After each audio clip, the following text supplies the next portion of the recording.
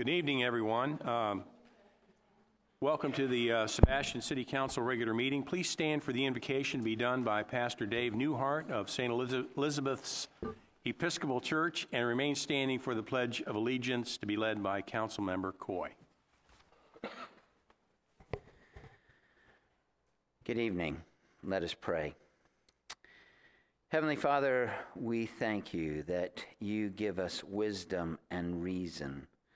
We thank you that you provide us with the methods in which we hear and listen to our people around, that you've entrusted us with your endeavors. Lord, we ask that tonight at this council meeting, that ears would be open to hear your word, hearts would be open to receive and embrace it. Most of all, Lord, let our words be words that are words of wisdom and calm. We pray these things in Jesus' name. Amen.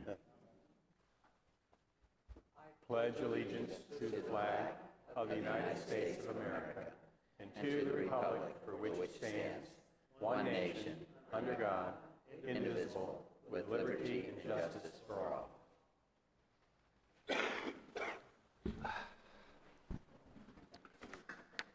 Roll call, please. Mayor Gilmore. Here. Councilmember Coy. Here. Councilmember Hill. Here. Councilmember McPartland. Here. And Vice Mayor Adams has not arrived at this time. All right, I believe there is an agenda modification. Yes, sir. Griffin? I have two things to consider and ask that action be taken. I would like to delete item 7G, pull that from our agenda. Item 7G, as in golf. Next, I would like to add a agenda transmittal and backup for that's titled Sandcrest Subdivision, and it should be in front of you. Mr. Mayor, I'd go ahead and make a motion to add the item on Sandcrest and to go ahead and delete the item that the city manager discussed earlier. Okay, we have a motion, and I'll second that. Welcome, Vice Mayor Adams. All those in favor? Aye. Aye. Opposed, like sign? All right, that's great. That passes unanimously. We now have a proclamation for Through the Chew Week.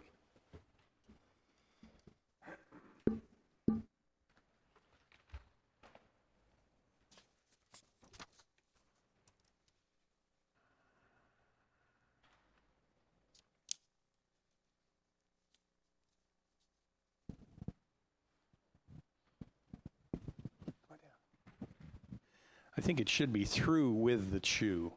Should add something, a word maybe. This is a proclamation through with the Chew Week, February 14th through 20th, 2016. Whereas though cigarette use among Florida's youth reached an all-time low in 2014, smokeless tobacco use has fluctuated but not decreased compared to a decade ago. In Indian River County, 5.4% of high school students and 1.8% of middle school students in Indian River County use smokeless tobacco. And whereas while an adolescent brain is still developing, nicotine use of any kind can disrupt formation of brain circuits that control attention, learning, and susceptibility to addiction. Adolescents are more easily addicted to nicotine than adults, and compared to cigarettes, smokeless tobacco products like chew and dip can contain more nicotine. And whereas once adolescents start using one tobacco product, they are more likely to experiment with others and use multiple products like cigarettes, cigars, and electronic cigarettes. Smokeless tobacco, including chew, dip, and snuff, contains 28 cancer-causing chemicals, including a radioactive element called polonium-210, arsenic, and lead. And users have an 80% higher risk of oral cancer and 60% higher risk of pancreatic and esophageal cancer, as well as other health issues such as mouth sores, gum recession, tooth decay, discoloration of teeth, and gingivitis, which can lead to bone and tooth loss. And whereas the tobacco industry uses techniques to increase tobacco use among youth and non-traditional users, including candy flavoring, marketing with youth resonant themes such as rebellion, glamour, celebrity, sport, and music endorsements and sponsorships, Many new smokeless products are cheaper than cigarettes and traditional smokeless tobacco, making them more appealing and accessible to youth. Now, therefore, by authority vested in me as mayor of the city of Sebastian, I hereby recognize February 14th through 20th, 2016, as Through with Chew Week in Sebastian, and urge citizens to make publicly known the dangers of smokeless tobacco and all tobacco use. So there is your proclamation, and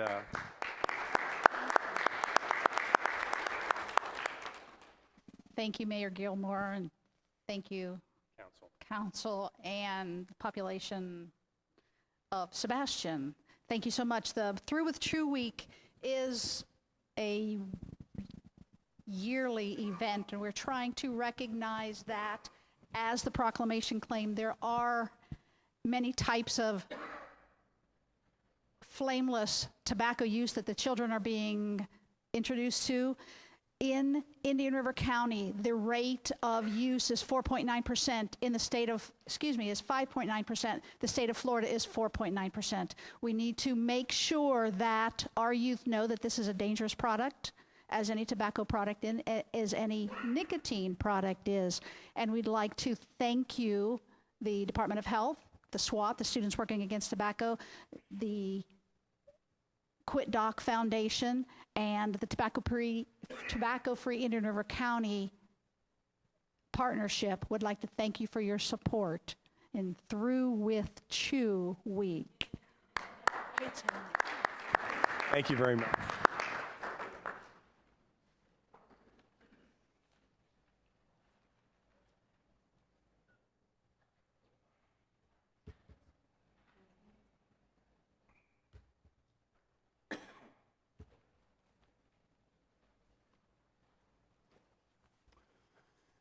Okay, under brief announcements, the Sebastian River Art Club has a show in Riverview Park this Saturday, 10 to 4, and also on Sunday, and it is the annual judged show. So for all those that are looking to look at some art, well, come on out Saturday, Riverview Park.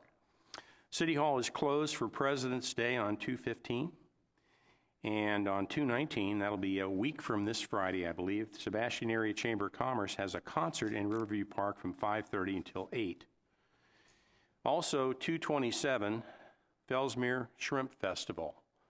So there you go. Any other announcements? No. Okay.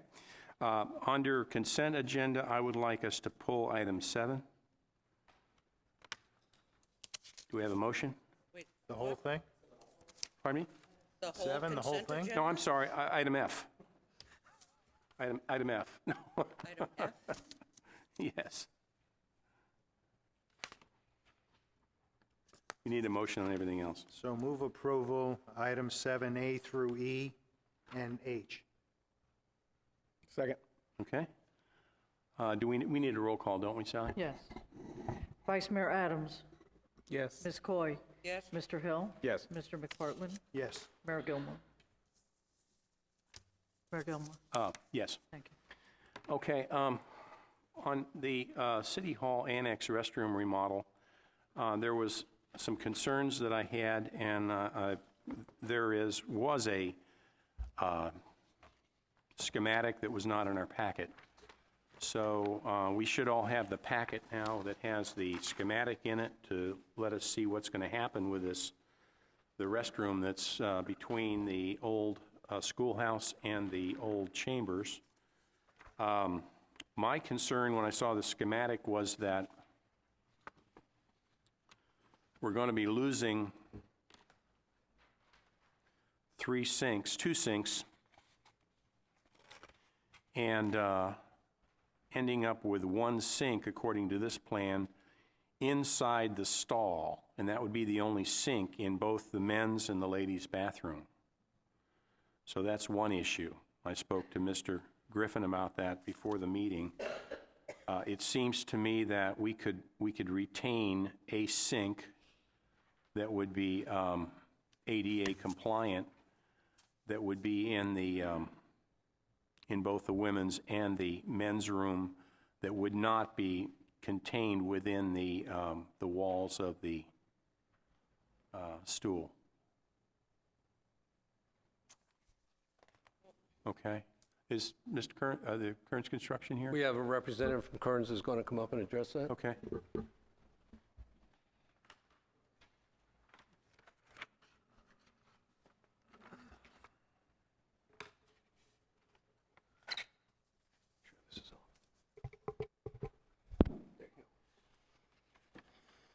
Okay, my name is Dan Mushrick. I'm the Vice President, Kearns Construction, and I'm not sure which one that you have, because that's not... This is the proposed. Yes. So you still, these two are maintained, and these two are also maintained, so you're also picking up... Okay. So it appears that the ones that we, is PBR back there? Can we put on the overhead, please?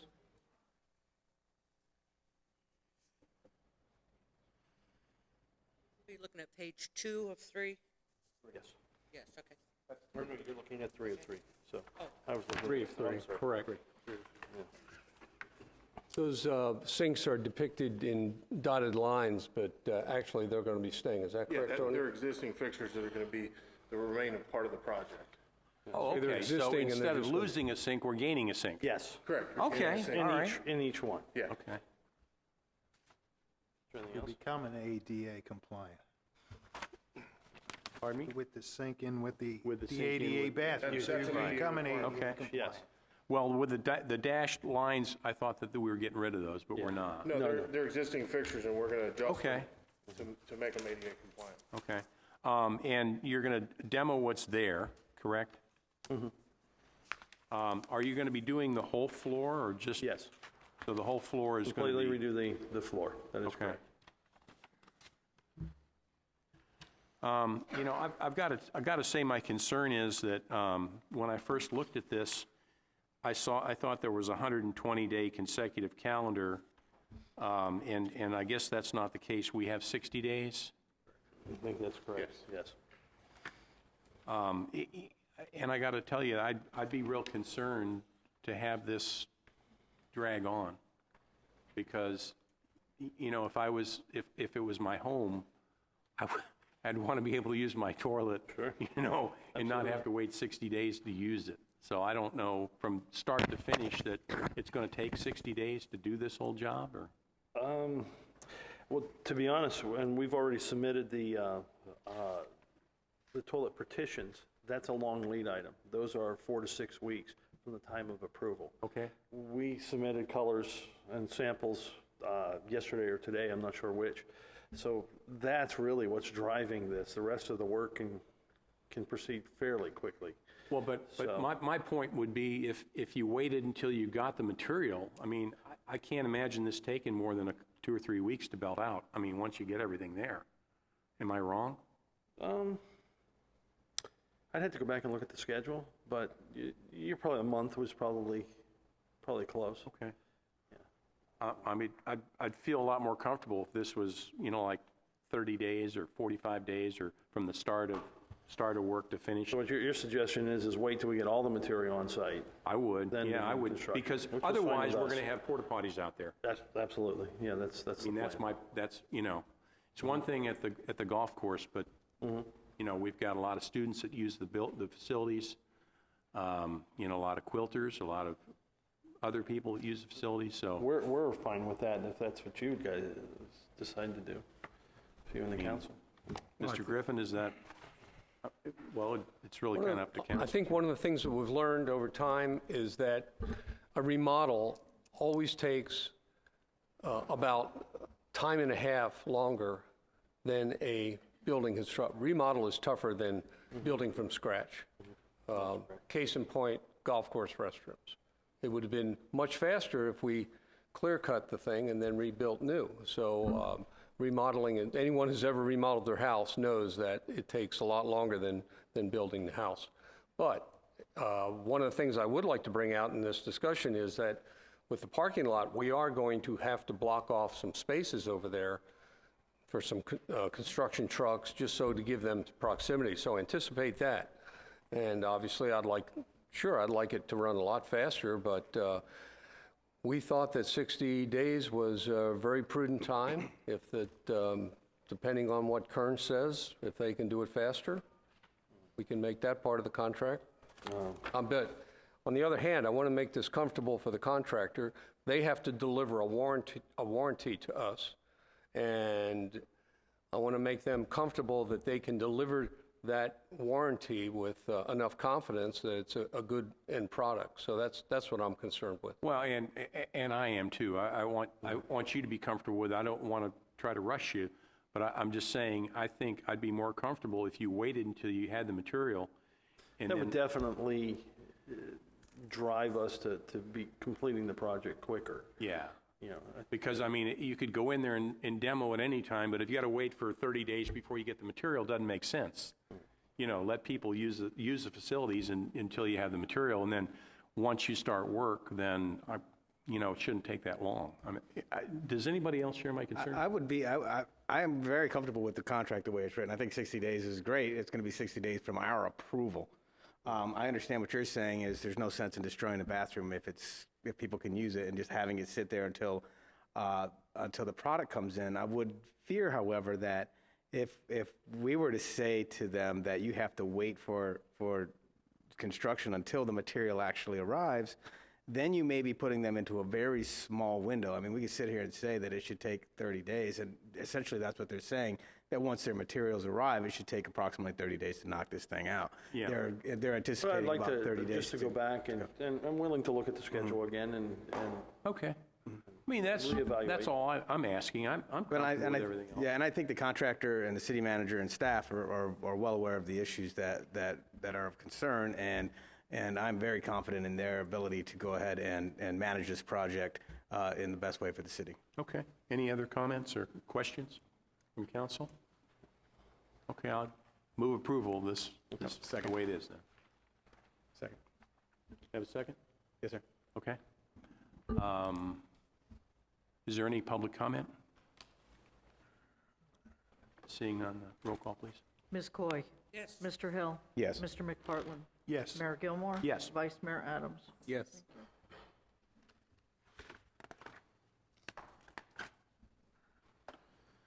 All right, that brings us to committee reports and appointments. I guess we have the Charter Review Advisory Committee. Are there 3 spaces available, and 3 people want those spaces, correct? Yes, correct. They are, I think they are all here, if you wanted to speak to them, but there are 3 for 3. Mr. Mayor, I'd move Ms. Munoz, Mr. Zomack, and Mr. Terranova to the Charter Review Committee. Second. Okay, we have a motion and a second.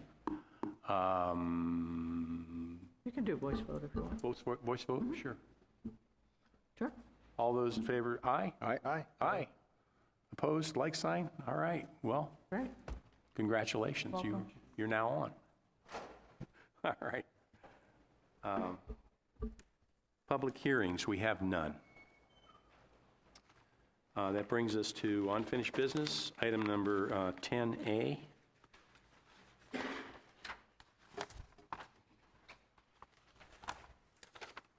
Council, I would like to make a motion that we task Mr. Griffin with preparing a lease for the Sebastian River Art Club for the space that they now inhabit in the old Public Works building known as the Art Center.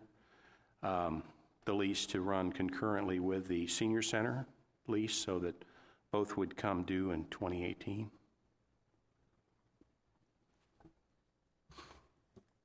Can I have a second? I'll second that for discussion. Okay. We'll open this up for discussion. We have a motion and a second. Is there anyone that would like to speak on this item? I thought we were going to discuss. Well, we got a motion and a second. We're going to open it up to public comment. Whenever you're ready, go ahead. Wouldn't they like to know what we're discussing? Well, right now, we're discussing the lease, because that's the motion. Go on up.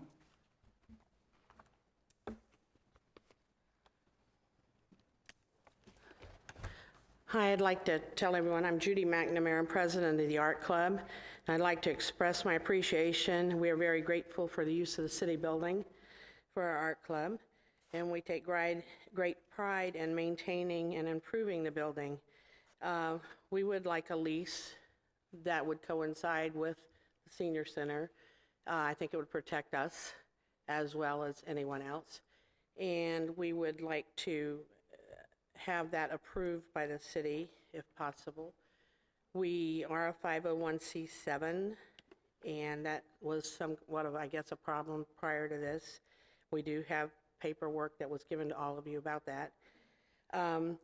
We would just like to tell you that we have a gallery. It's ever evolving. We do a lot of work for the community and donate a lot of money towards the community.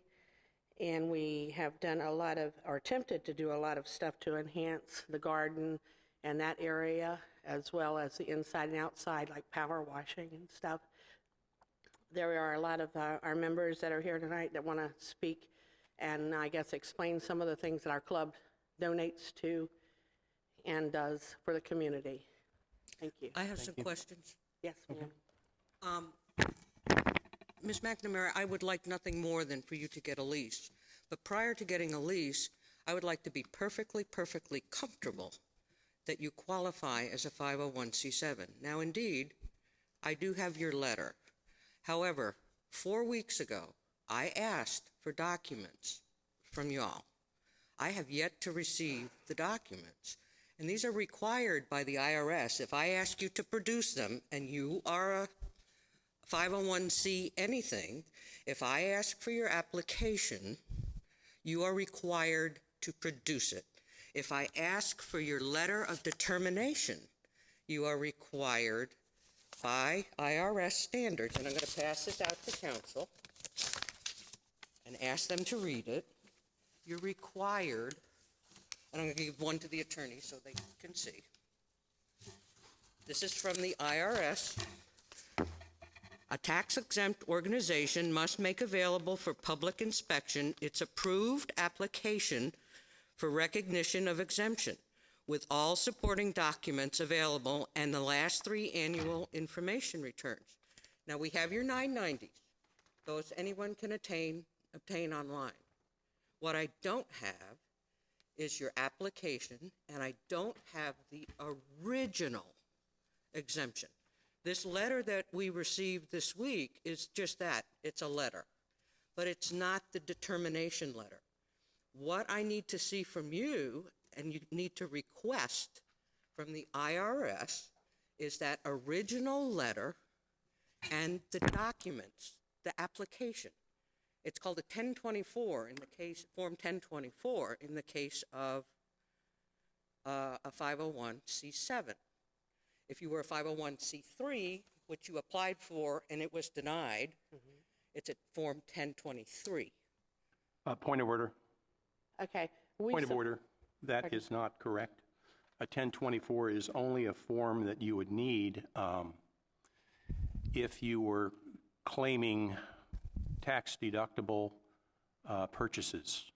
That is not, this letter states that the only form that is necessary is the Form 990 required. To apply for recognition by the IRS of exempt status under 501c, read the first paragraph. Okay, we're going to argue, you could self-declare yourself as a 501c3.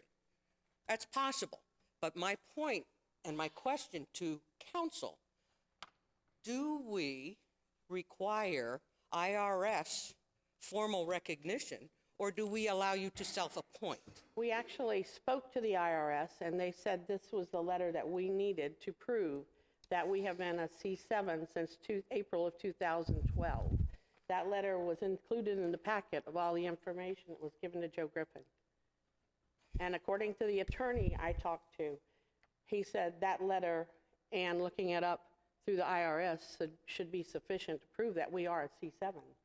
I'm asking for documents that the IRS says I'm allowed to ask for, and you haven't produced them. In 4 weeks, you could have requested them. I understand, and I know you didn't, all this happened at a time when you were not there. So you don't have knowledge. Maybe someone within your club could tell us who applied for the documents.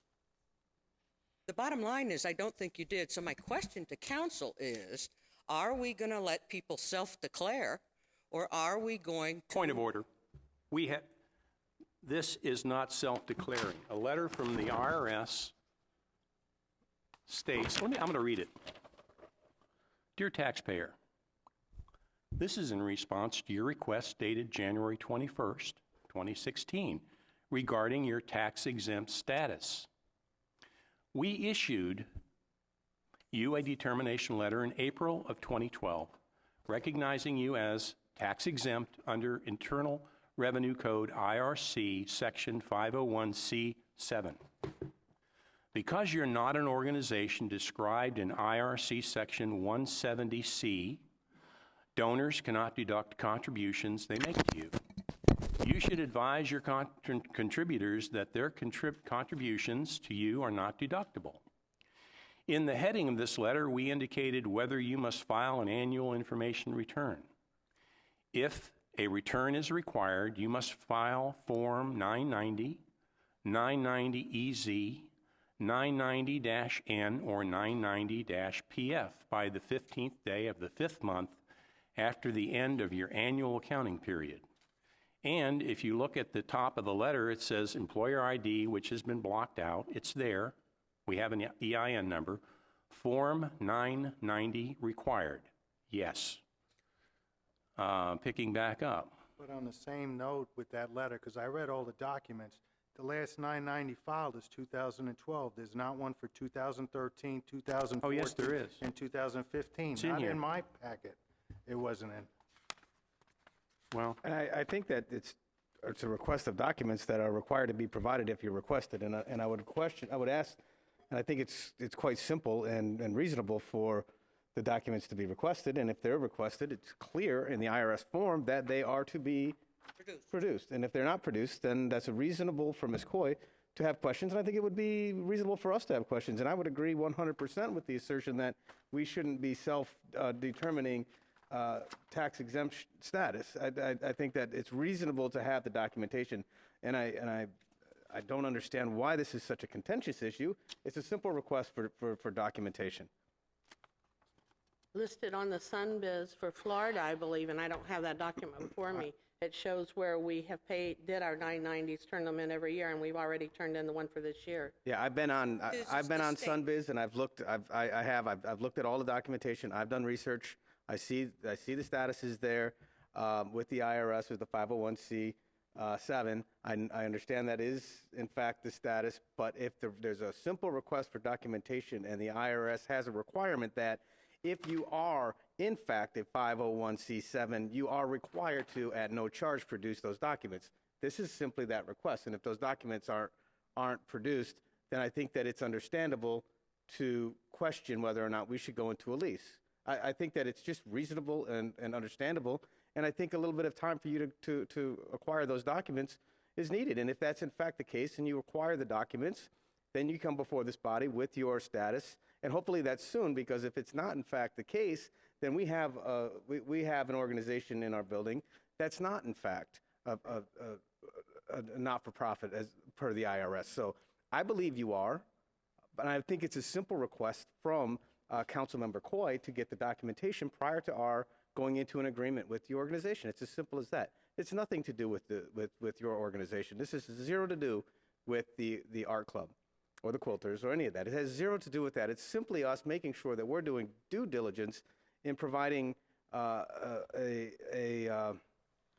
lease to any organization for that matter. So I would...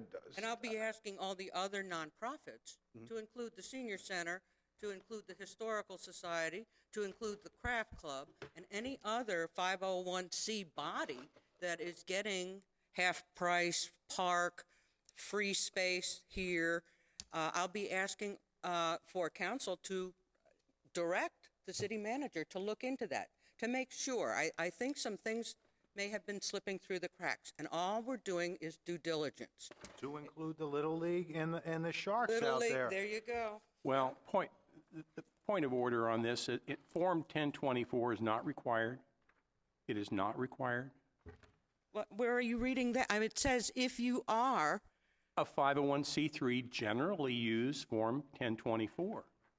That's generally if you're 501c3. Other than 501c3. 501c3 use 1023. Form 1023. You are required. Exemption, applying for recognition of exemption for taxes, tax purposes. We pay taxes when we buy things. You guys Organizations don't. applying for recognition of exemption under a provision other than Section Right. 501c3, other than. If it's necessary for us to get a tax lawyer in here, we will do that. But I don't think that Wait, this wait, is. wait, wait, question.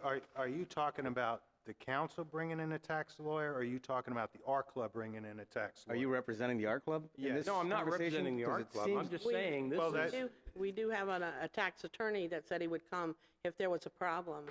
And if that's a problem and we can't get these records and get it resolved, we will have him come in. There's a simple remedy. Simple remedy. Write to the IRS, call them up on the phone, ask for the original letter of determination, the original, not this copy. Get a copy of the one dated April of 2012. That's your letter of determination. And then get a copy of the Form 1024 that you applied Councilmember for that. Well, it's obvious we applied if we got all this information. I don't see what the problem. It's not Councilmember obvious Coy to is me. under the impression that that the art club needs a Form 1024. It does not. If it pays taxes, it does not need to file a Form 1024, ever, Right. ever. And we pay So our we're not going taxes. to, I We mean, the pay art club taxes on can't everything. produce it because it's never applied for it, because it doesn't need it. No, Form 1024 doesn't have anything to do with whether you pay or don't pay taxes. It's the form that Right. describes what you are. It's the form that lets the IRS decide if you are eligible It's to the be a application. 501c7. It's the application. to become Exactly. A 501c7. So you would file that form, and when you apply, and all Councilmember Coy is asking for is just a copy of the original document. Okay, And the IRS has originally, that. when we applied for a C3.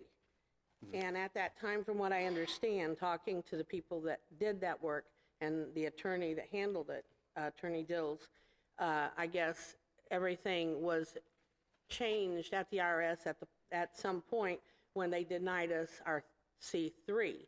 And the IRS said that they were changing it to a C7. So I guess actually we didn't apply for a C7. It was given to us in lieu of a C3. Mrs. McNamara, you read from a letter that I've requested from you now several times. At the workshop, you read a letter from the IRS that stated you were not going to be a 501c3. Correct. I would like a copy of that, please. You made it public record. You read from it. You showed it to the city manager.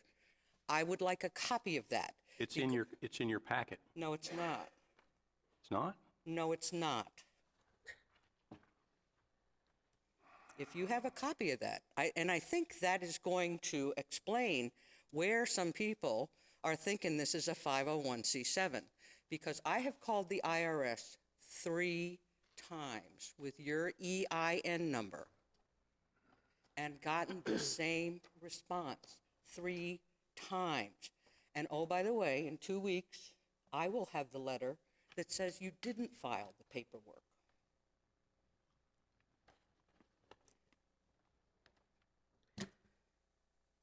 So I'm just asking for the paperwork. That's all I need. So what we need to do now is to contact the IRS and get more information. You need a letter, the original letter that they're claiming was sent to you in April 2012, which happens to be the same time that your 501c3 was declined. So your determination letter won't The deal with letter- 501c3 at all. It The should letter say, that we congratulations, you're a The 501c3. letter we received from the IRS doesn't mean anything then, that says we've been a C7 It's since not what the 2012. IRS requires. If you're a 501c7, that letter is not what the IRS requires. Point of order. If the art club had not been a 501c3, there would never be a 990 filed, period. Period. No, that's not true. That is true. Because other organizations don't file 990s. For instance, SPOA doesn't file 990s. And it's been a tax-exempt organization for a long time, but it doesn't file 990s. But If I could, real quick, I would just simply suggest that that's irrelevant because of the request for documents. If those documents that are required aren't in hand, then I think that is a reasonable request at this point. And here on the SunBiz copy that we have, that lists where we have filed our annual reports all the way through 2015. Sunbiz is the state of Florida. That's not the federal government.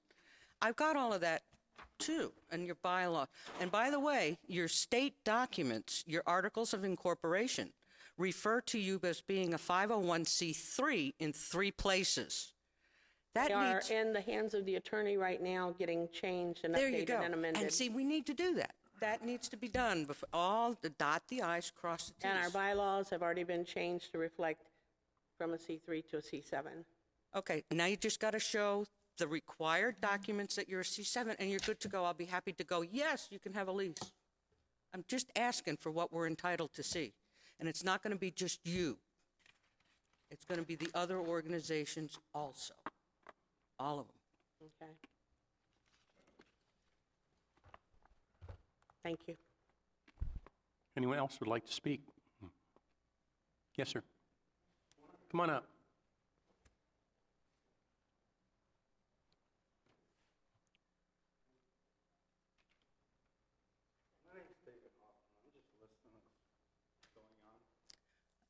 I can't hear you. You've got to talk in the mic. I appreciate your time, but are we not here to support the art club in the city of Sebastian?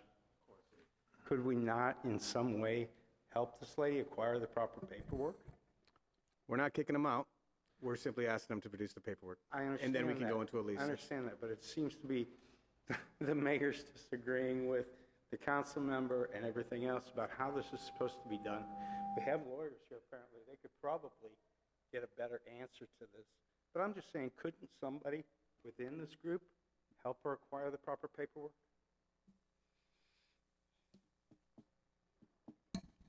Yes, ma'am.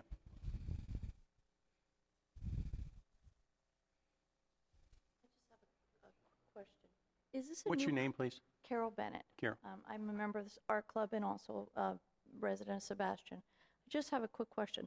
Is this a new precedent that you are establishing for anyone that you then lease property to, or have you in the past leased property to people and not asked for this information? That's a really good question, and I'm That's why glad. I'm That's a asking. really good question. Thank and you. If you stay right there, I'd like to answer it. Okay. I think in the past we've been really generous and taken people's word. So And the answer is, in the This past, is new. you In haven't. the past, if somebody said we're a 501c4, which is, the art club stood right here and told us, Mr. Hill will remember that. He was at the meeting. We took that carte blanche. We accepted Okay, that. so your answer is, in the past, you have issued leases without asking for that information. You have not received that information. You have not issued leases Now, the based senior on center that had to information. produce. The senior center had to produce all these documents 2.5 years ago. Prior to that, I'm not sure how much documentation had to be done.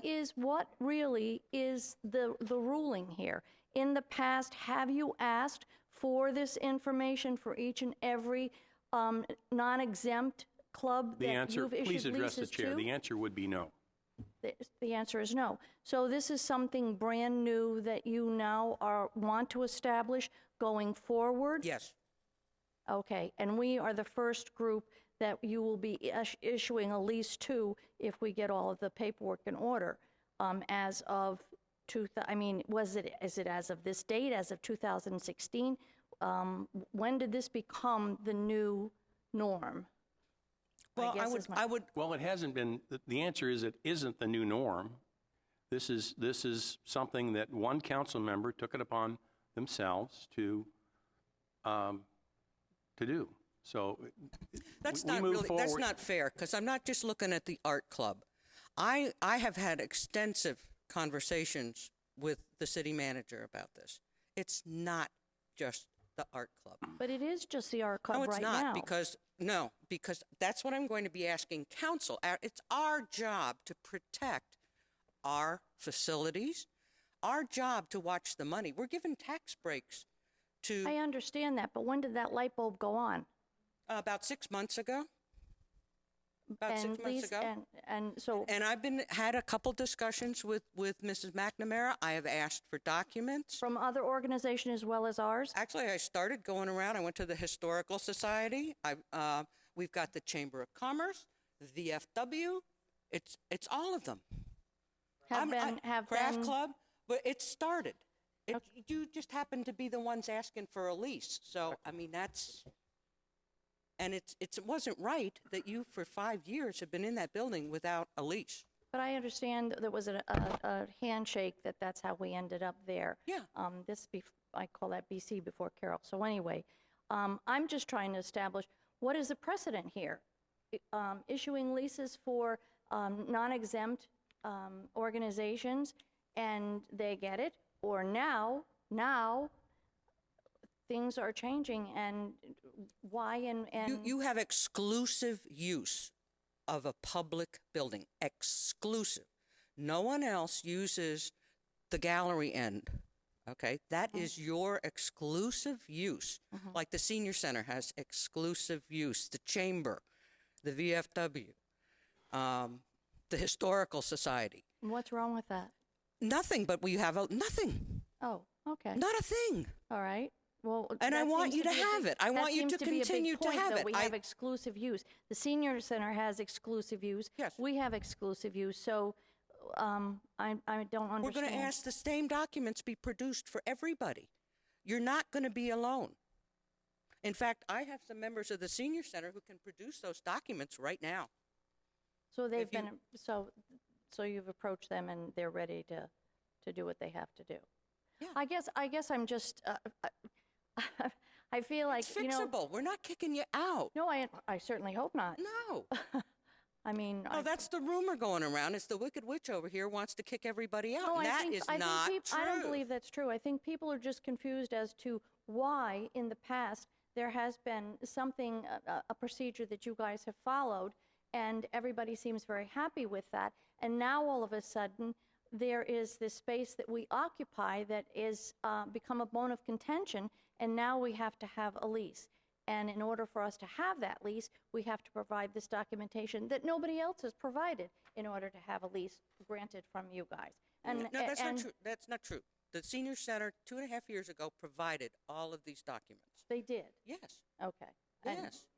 And it's in And they're here right now if you want to see Okay, them. in 2.5 years, have any other leases been issued where people, to non-exempts that haven't provided that tax information? Got to ask the city manager. Yeah. No other leases have been issued? Okay, well, So it's just luck of the draw, and it's fixable. It's fixable. and I'm sure everybody that is involved in this will do what we have to do to make sure that that is corrected. I'm sure, Because too. we certainly appreciate the space that we occupy. I mean, it's very productive, and it gives all of us an opportunity to give back to the community, which is something that we believe in. And so I'm just asking something that seems very apparent, and I hope I haven't offended anybody. No, thank you, ma'am. Your time's up. All right. Anyone else? Yes, ma'am.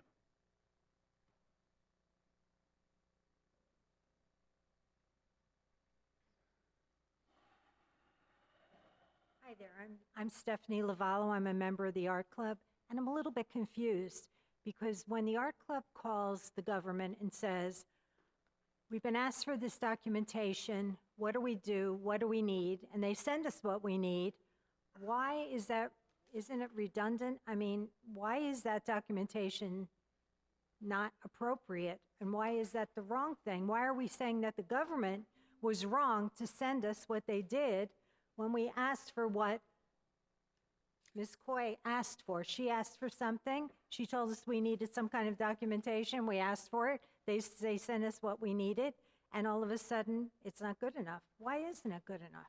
Why isn't that good enough? I can't answer that, Stephanie. I don't know. I was made the phone call to the IRS, and oh, by the way, when we applied for the IRS for 501c3, if you recall, Councilmember Hill, during that time, no conservative organizations at all were receiving anything. And Lois Lerner retired in disgrace, if you recall. That's the name that was on the forms that we had, Lois Lerner. And What forms? the IRS forms that we had come back to us. And so I called the 800 number, was able to talk to someone, and I said, here's what we need. We know we're a 501c7, and we're asking for proof that we're a 501c7. There's some people in the audience, when you keep saying we, they may be thinking the city council is asking for these things, and that was you in the art club doing that. So I think when somebody said about the government, why can't we do, they're thinking you as the government here, the city council, requesting these documents or initiating these documents, and you did those as a member of the art club. That's correct. That's correct. Thank you for differentiating that. But anyway, to put this in perspective, when I, as a member of the art club, I'm no longer on the board of directors, but as a member of the art club, I was the president. I was part of the art club when we applied for this. So I think it goes to the history of how this whole thing came down. When I talked to Mr. Caldwell from the IRS, I said, we need something to prove we're a 501c7. I said, I know we are. He said, well, let me look it up. And about 5 minutes later, he came back on. He said, yep, you're a 501c7 as of April of 2012. That was when the determination letter went out, et cetera. I said, can you please send me something to prove that? He said, well, he says, I can mail you a letter. I said, no, can you fax it to me? I can't fax it to you. Can you email it to me? No, I can't email it to you. It has to come by mail. I said, well, if that's the way it is, please send it to us. We need some kind of proof. We, the art club, need some kind of proof that it is indeed a 501c7. Hence, the letter came. It came just last week, and it is included in the thing. Now, I don't know what else we need. I just gave you the IRS requirement, Mr. Mayor, and I would like to ask the city attorney if I am within my rights to ask for these documents. That'd be a yes. I would like to know from the attorney also why the document that we received isn't good enough. And especially if you want something in addition, why can't we go ahead and begin the lease? Point of order, Mr. Mayor. Why can't we trust Point of order. Trust each other? The public input is for the people to come up and to let us know their points on these issues, not for a debate, and nor is it appropriate for anyone from the public to direct anyone other than the chair.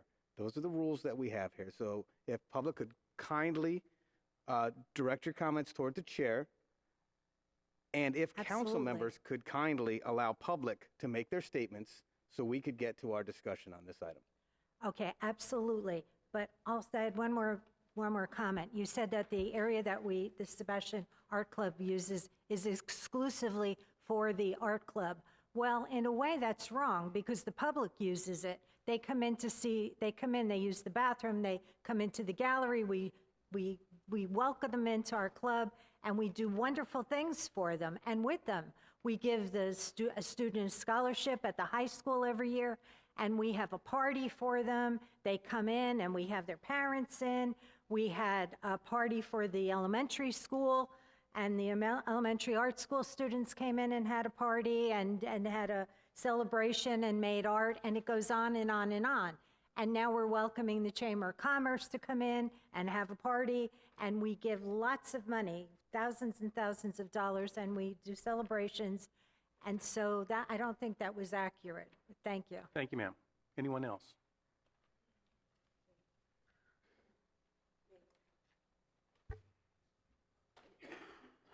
So I direct this at you. You're the chair. Okay, I'm Susan Lavender, Vice President of the Sebastian River Art Club. And any requests for documents should be in writing. State with specificity what is being requested and why. And cite the authority, regulation, statute, law, or rule on which you are relying upon to request it. That goes towards Ms. Coy, Madam Coy. Okay. And that should be in writing, any request. Thank you, ma'am. And I also request, as Vice President, that the Senior Center, what are you? A 501c3? Okay, I am also requesting all of your documents for review, and I'll give that to you in writing. Yes, madam. Thank you. Anyone else? Yes, ma'am.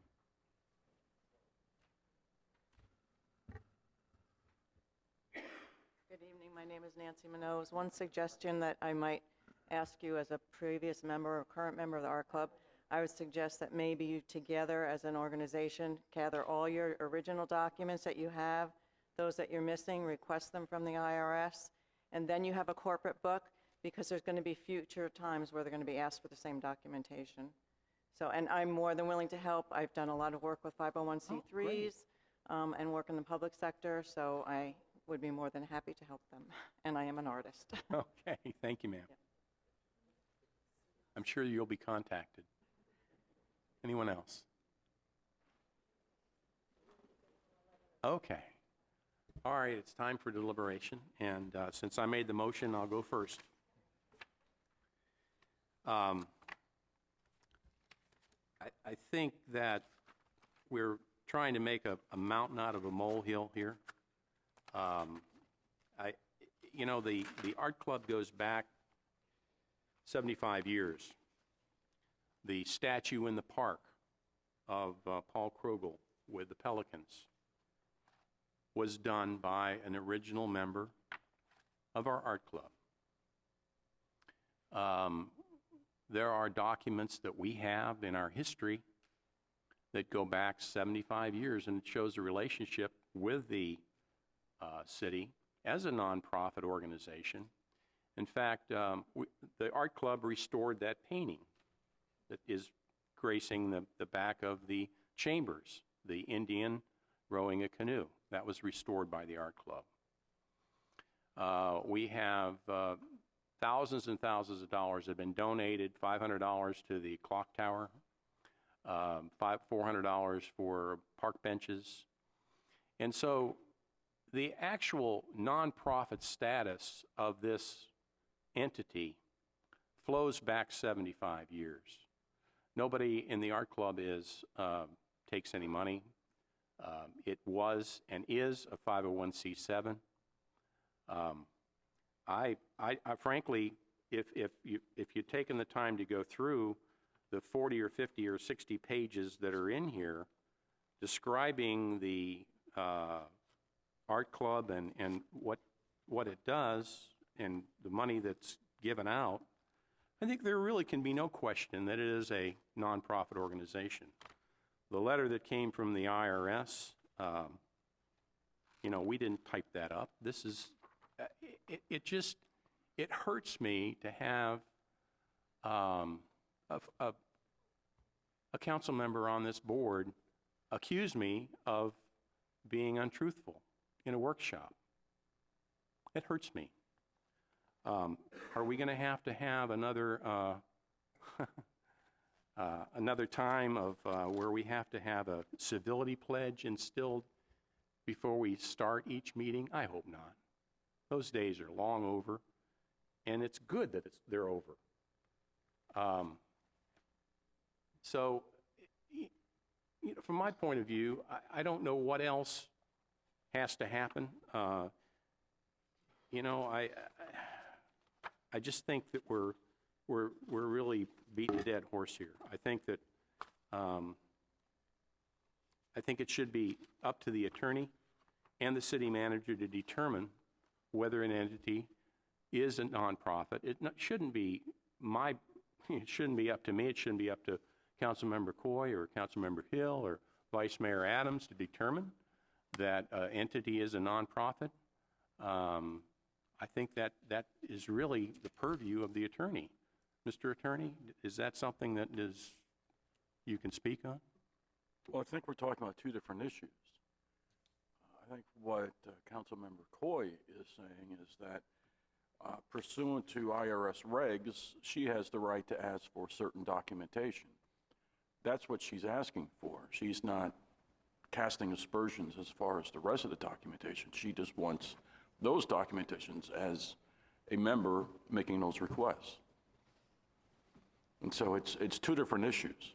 From my perspective, it's if we got those documents, then there'd be more that would be required. I think that there's no end, just no end. So that's really all I have to say. Well, since I made the second, I'll go second, if that's okay, Mr. Mayor. Sure. I find this to be tragic. Quite frankly, I think it's extremely sad that we're here dealing with one great organization that we have in the city of Sebastian. And the reason we're here doing this is because we're going to get a lease for this building for you guys, and that's incredibly important because it's a taxpayer-funded building, and as the stewards of that building, it's required for us to do our due diligence and make sure that we're spending the taxpayer funding wisely and that we have standards. I believe it's reasonable for Ms. Coy to have a request to see those documents. I don't believe she's cast aspersions by simply asking for those documents. In fact, I'm very, very disappointed that this has escalated to the point it has, and I don't put the blame for that at the end of the dais. Thank you. This doesn't need to be a divide and conquer situation. This needs to be, let's get together and work this out. And I believe that if we're going into a lease agreement, and let's be quite honest, we should have had a lease agreement when you all moved into the building, but we didn't. I think it's reasonable to go forward and get that lease. I think it's reasonable for Ms. Coy to ask for the documentation in doing her due diligence. And I am very disappointed that this has had to happen to such good people in this community, and you guys have been riled up for absolutely no reason because no one on this dais wants you to leave. We want you in that building. We simply need to do our due diligence and make sure that every single penny we spend, which we spend money on that building maintaining it, is spent wisely. So I have to agree with Ms. Coy in this. For that reason, I'll withdraw my second on the motion. Okay, do we have another motion? Move that council consider for any lease or any 501c organization that we be provided 5 items. 1, the EIN. 2, the Articles of Incorporation. 3, the letter of determination from the IRS conferring 501c status. That means you've filled out the form and gone through. 4, a copy of IRS Form 1023 or Form 1024. And 5, financial documents to review before any lease or discounts are applied across the board. So my motion is tasking the city manager to look into that, all of them, not just the art club, all of them. I think that's reasonable, and I'll second that motion. Okay, we have a motion and a second. Is there any public comment? Yes, sir.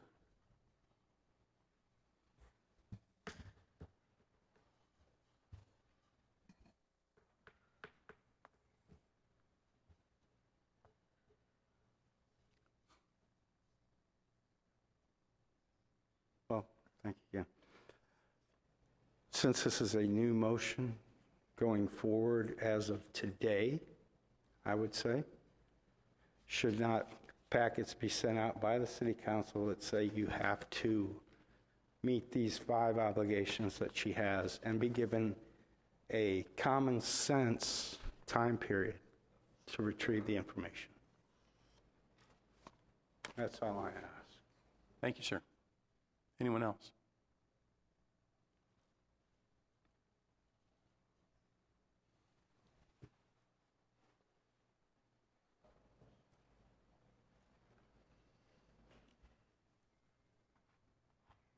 I'm Joy Liddy, and I'm a member of the Art Club.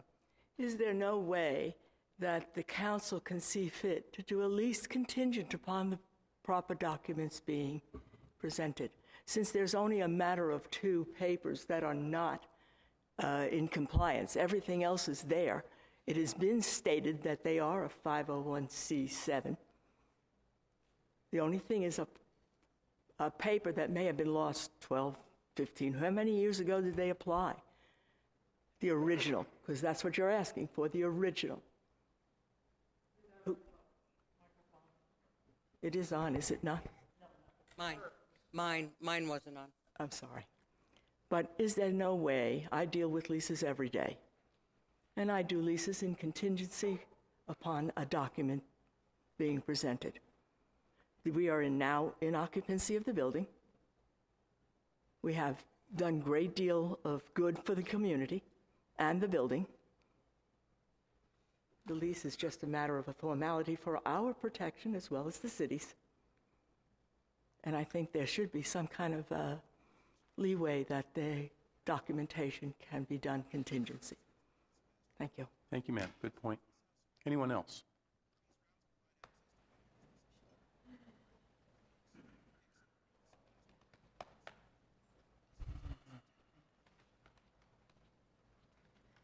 Hello, I'm Carrie Calamay.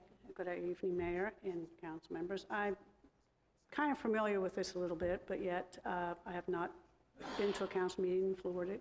I am a Sebastian resident, but my question is my husband was a mayor in New Jersey, and I understood there was ordinances or rules or ways that you do things, and she is requesting these documents, and the Art Club has submitted these documents. Now, up till this point, they have not been requested, and the motion on the floor is to now establish a new ruling. So the prior motion for the lease is kind of, now you're putting the horse before the cart or the cart before the horse, and you're now saying we are going to request these, but and this will be a new standard type thing that they're going to be voting on as a motion to say this has to be done from now on. But the prior motion was being put forth requesting a lease, and up till this point, you have given leases in this matter or in this form, from what I understand by the attorney, that you have received a legal document from the IRS stating that you are that type of an entity. That verifies that although there was a prior one, I might be wrong on this, 5013? 501c7. 501c3 is the application you did in 2012. Can you talk in the mic? I can't hear. I'm sorry. A 501c was done in 2012. The response to that was giving them a 501c7, or whatever it is called. That letter that they have received and has given to you No, it hasn't been given to me. I've been requesting that letter. The letter that was just received this week. No, I want the letter. Point of order, Mr. Mayor. Yes. It's not an application. It's a letter that has been given to you from the IRS, which is a legal document from the IRS, put into their computers as data entry, and as the fact that this is a entity doing business under that allowance from the IRS. Now, I might be wording it wrong, and I'm not using the right numbers in that, but that document legally identifies them as that type of an entity. I'm just wondering if that is right or wrong, and I've worked in the court system for 25 years. Basically, if you're getting a letter from the IRS and they're stating that they are that entity, that is a legal document that would be entered into court. So that's all I have to say. Thank you. Thank you, ma'am. Anyone else? Okay, you may speak to your motion. Councilmember Coy. I'm sorry? You may speak to your motion. Okay. Yes, this is the first time this council has addressed this issue, and it's long, long overdue. We need consistency in how we do business with the public. We can't say, you guys do it one way, and oh, you over here do it another way. This whole thing has highlighted the fact that we have been inconsistent, and that's not good. That subjects us to lawsuits. This is a new beginning, and I'm hoping council agrees to these 5 items as the basics that will be looked at by the city council, the city manager and the attorney, and then a packet of information in the future will be brought to us for all people requesting leases, for all people requesting 50% off of the park, and it be the same requirements for everybody, not just the art club, not just the senior center. Everybody will fall under the same umbrella. That's not unreasonable. That's due diligence, and that's being fair. I don't want you to leave. No one is kicking you out. So don't worry about having to go somewhere. All you got to do is get the documents right. And you've been offered help now. So I'm hoping council will approve these 5 items, and then going forward, this is how we do business. You should be able to write to the IRS, get your forms, and get that one paper that's the original paper signed in April of 2012. But I do want a copy of that record that you read to me at the workshop. Please, Judy. It's in your packet. Yeah. No, it's the letter where it says the 501c3. Is that in the packet? What page? No, that letter's not in the packet. Yeah, no. that's the one I want. It was read into public record. I have asked and asked and asked for it. So please, Judy, if you could get that to me. But this is not unreasonable. And the IRS says we are entitled to this. No more, no less. If you weren't a 501c something, if you were just a club like the Quilters, you don't have this. The Quilters don't have exclusive use either. You guys do. The art club does. So I don't think this is asking a lot, and we're going to be asking it across the board. And get that lady's help in the back. She will help you put that packet together, a corporate packet. Anyway, it's up to council, yay or nay. Vice Mayor Adams. Thank you, Mr. Mayor. I too am disappointed that we've gotten to this stage. The organization is one that has done good for community and its residents. And I agree too that, just because you're a good member of the community doesn't mean that you should be getting a free pass. However, when a request is made of the IRS for proof, and you receive a document that says, yes, you are indeed what you say you are, I think that should be sufficient.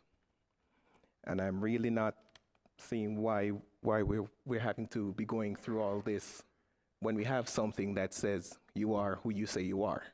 If we can't believe the IRS, well, that might not be the right thing. Sorry, no clapping, please. But the document, I think, is proof enough. However, your motion died, so we'll move on with the next one, and we will make it fair for everyone. Thank you, sir. Councilman McPartland, your thoughts? Where do I start? This is a bit, I guess one of the words is ridiculous, to look at. Well, you didn't hear what I had to say, so I don't know if you'll still be clapping. You know, one of the things I feel is very unfortunate is that Ms. Coy has become vilified in this whole thing, and all she was asking for was the paperwork. I sat through the workshop. I've asked for all the paperwork. We got submitted in this packet over 100 pages of paperwork that's there. Whether there's the 1024 or 1023 or whatever's needed, I don't, you know, that doesn't matter to me. I go by the documents that get provided to me. In the form from the IRS that says 501c7, it says you have to file this 990. There are no 990 documents from 2000, the last one was in 2012. It says in that document from the IRS, if you do not file that 990 form for 3 consecutive years, then you no longer fall under that. That's what that letter says, that everyone's saying we're the 501c7. Well, the documents for 2013, 2014, 2015 are not anywhere in my packet. No. So, Just all right, well, the thing is, I'm going off the packet, the information that's been provided to me, given to me, and is in my packet, and it's not in the packet. And what we're looking for is to give people that are a nonprofit or a club, nobody wants to kick the art club out. I understand all the good things that they do there, but the paperwork has to be in order. And it's been asked and requested, whether it's got to be written or verbally asked for, I don't know.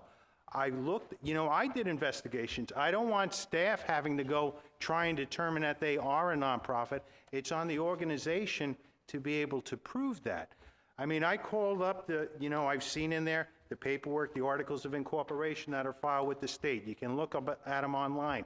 It says our club is a 501c3. That paperwork's not in order. I called the Florida State Department of Revenue and spoke with them, and they said a 501c3, a 501c7, they should have a certificate of exemption issued every year. They looked up the Sebastian River Art Club by name, by EIN number, and there is no such record of them being in there. You know, let me finish. I read all the paperwork that went with me. I did research on my own. I have requested records from the IRS that will be coming. What we're looking to do is make sure that these clubs are in order. I have talked to Mr. Griffin about all the other clubs, making sure their things are in order. The Little League and the Sharks could have been nonprofits 20 years ago when they were first given leases for those fields. They may have fallen out of compliance.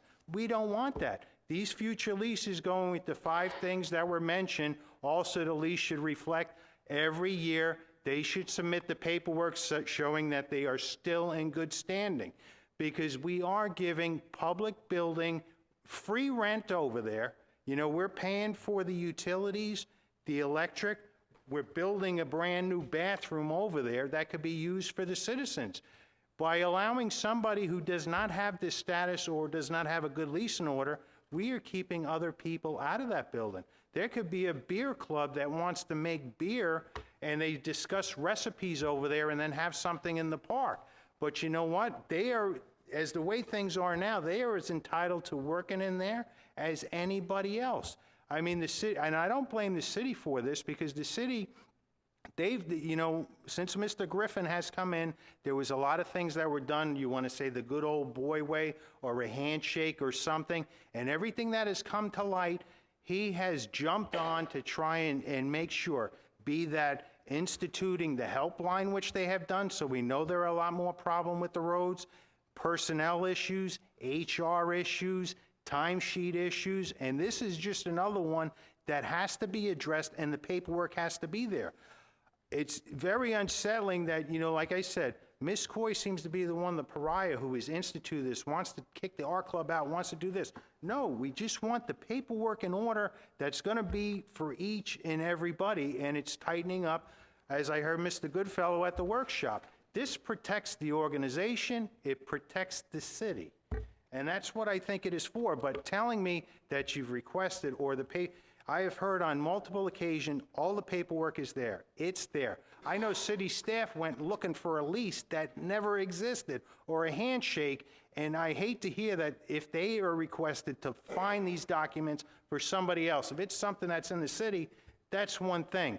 but to go out and try and locate these items, that is ridiculous. This is, and, you know, it goes back over the time when we gave the agreement. It was, I remember it as clear as day. The art club, a non-profit organization, and I was under the assumption that they were always a non-profit, but the paperwork is not in order, or the paperwork you're showing does not reflect the whole thing. And I just want to see all the documents, all of them. I don't think it's that much to ask for what you're getting out of the club there. I mean, the same thing as if you look in the packet, there is somebody that requested to use the yacht club to have a little party. They have to pay the city $200 to have that. The art club has been over there for 5+ years, rent-free. I mean, the Senior Resource Association has all their paperwork in order. They have a great club over there. Everybody's friendly. The same thing for the art club. What we do for one, we have to do for all, or else you have to look at a use agreement, and charging is $200 a time. We're charging a lady $200 to have a party, $250 deposit for the thing, and she's got to clean everything. Is that reasonable if you have somebody who doesn't have a lease, doesn't have any paperwork in order? If we're giving them free, how can we charge this lady to go have a party over at the thing for 4 hours? So I'm in agreement with the motion that's been put on by Ms. Coy, but again, I just like that Ms. Coy is not asking for anything that is unreasonable that we would not ask of anybody else. Thank you, Councilmember McPartlin. I would, however, say one of one. There's a page in here that says Form 990, e-filing receipt, IRS status accepted, 2014, 2015, 2013. It's in the packet. From the IRS, submission type Form N990-N, year 2013, accepted date 2015, 2014. So it's in there. And the annual reports, I guess, are reflected in there? Well, the 990 are the reports that go to the IRS. I can verify, too, that I have seen the 990s. So I know the 990s are there, but that's totally separate from the document, the forms that the IRS say must be available. If you're a 501c, you must provide the 1040 or 1024 or the 1023 and the letter of determination. Very simple. It's very clear. Yeah, I would agree with Mr. McPartlin and Ms. Coy. The problem is not the art club. Again, it's irrelevant who we're talking to in this. We're not. There's no pressure to leave. We're not asking that anyone leave. We're simply trying to get into a document that will protect everyone. I think the real shame in this is the discourse, and that is created by someone, and it's unfortunate that that's been created because that has caused the citizens of this great community to be afraid, and that is a shame. There's no one trying to remove anyone from any building. We simply want to do our jobs, and I agree that Ms. Coy, her request is reasonable. I think it's beyond reasonable because it's simply doing good business for the people of the city of Sebastian, all of them, including you all who are here representing the art club. I would have only one issue with this, and that's the 1024. The 1024 document is a form that must be filed only if an organization is going to claim a tax status where they don't pay taxes. Now, that's the only reason you file a 1024 is if you don't want to pay taxes and you want to get your whatever you buy tax-free. That's not the case with the art club. They pay taxes on whatever they do purchase. Now, if they wanted to purchase stuff tax-free, they indeed would have to file that 1024. But it's not a requirement, and it is not a requirement for any 501c corporation to have that form. So I would have a problem with that part of your motion, Councilmember Coy. I could support it if May I respond? Pardon me? Yes. Okay. We're confusing apples and oranges. Taxes are the state. They have nothing to do with the IRS, federal taxes. That's income tax. You're talking about when you go to the store and you pay 7%. That's tax exemption for the state. The IRS does indeed require 1023 or 1024 for any recognized 501c. Is that a correct statement, Mr. Attorney? The answer was yes. Well, I don't believe that's correct. And I would have, you know, I can't support the motion. That's fair, but our attorney just said it was a correct statement. You know, I'm not going to argue with the attorney, and you have before you the IRS requirement to provide documents. And Judy, I want to give you a copy of that too, so that you can see exactly what I'm asking for. So to say that you don't have to file it is not true. In order for the IRS to recognize your organization as a 501c, pick a number, any number, you have to file 1023 for 501c3 or 1024 for all 501c other numbers. You must. And the reason you're not listed in GuideStar is because the 1024 hasn't been filed. The reason you're not listed in the IRS Publication 78, which lists by EIN all nonprofit organizations, all the 501cs, 501c1 through 501c29. You're not listed in that is because you haven't filed the 1024s. So the IRS, thank you, Councilmember McPartlin, for calling that number, because that's exactly the response I got 3 times. Thank you. And I've requested the letter to come to show. All you got to do is fill out the paperwork. I'm even willing to give, it's going to take a year to get it approved, but I'll wait. You can still have the building. But do your due diligence now and file properly. That's all I'm asking. Okay. I researched this. If it was required, I believe it would be on this IRS letter that we would have been required to file that form. This letter says the only form required is a 990, which had been filed, and we have receipt of that.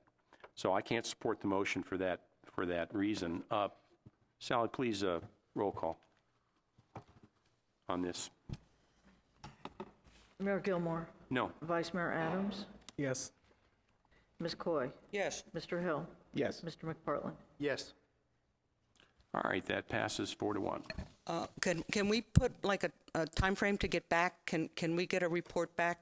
Would 30 days be satisfactory for just maybe getting with to give us a status update? Yeah, they don't have to, I would suggest they wouldn't have to come to us as long as they provide that with the city manager or staff. So I think staff is going to probably be well equipped to follow up with this and work with the art club to get this taken care of. And it doesn't mean everything has to be approved and everything has to be, but the bylaws have to be, you know, you said you're updating the bylaws, you said you're updating the articles of incorporation, which are a necessity. I'm glad to hear you're being proactive with that. And at least show that the paperwork for the 1024 has been started. That would be really helpful. We'll get on it as soon as we can, but I don't know the time frame. I'm dealing with the IRS. You know, we will get the letter out to them as soon as we can, but getting them to respond in 30 days, you know, I don't know if we can get a response from them that fast. What I'm suggesting. Can't hear her. She's not, if you Oh, come I'm up- sorry. I think, Ms. Coy, I think that I would quite frankly be very comfortable with the way things are at this moment, with the motion that's on the floor, or with what we just passed, and trust that staff will go forward and get this taken care of. I think that there's no more to discuss here. I do believe that they are currently working on it, and I think that as long as the city manager is comfortable with the progress that they're making, then we should be comfortable with that as well. Agreed. All right, the next item of business. Wait a minute. Could I ask some direction? What I got out of the discussion was the fact that I have to work up a letter or some sort of notice to other organizations with these 5 prerequisites and ask them for their submittal also. So I'm going to proceed along those lines if that's the consensus of council. Thank you. Next item is 10B, Resolution R-1604. Mr. Attorney, do you want to read that, please? Resolution number R-1604, new City of Sebastian broadcast policy.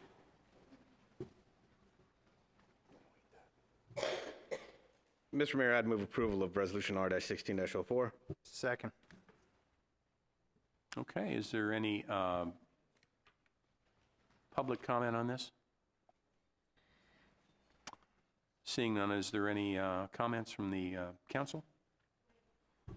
Oh, yeah, come on, I'm sorry. Got to be quick. You're camouflaged, Ben. Couldn't see you. It's this tree-looking outfit I have. Ben Hocker, City of Sebastian.